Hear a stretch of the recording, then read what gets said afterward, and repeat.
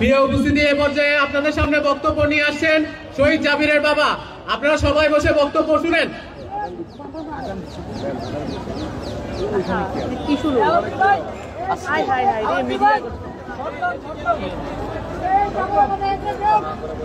আমি বললাম কি বলবো,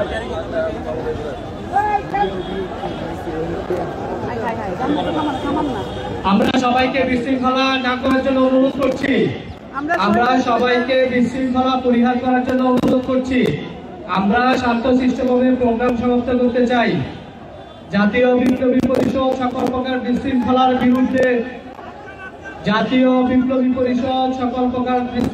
বিরুদ্ধে আমরা সবাইকে শান্তশিষ্টভাবে আজকের প্রোগ্রাম বাস্তবায়ন করার জন্য অনুরোধ করছি।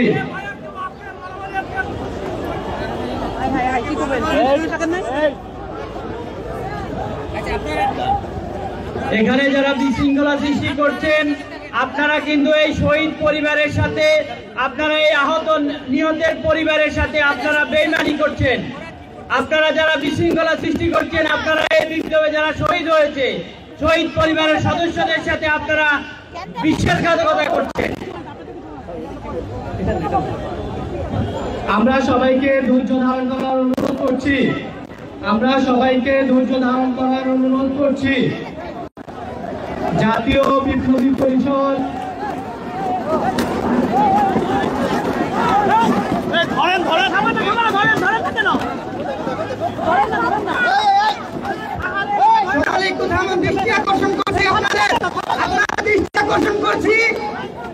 সকলকে দৃষ্টি আকর্ষণ করছি। থামুন, এখানে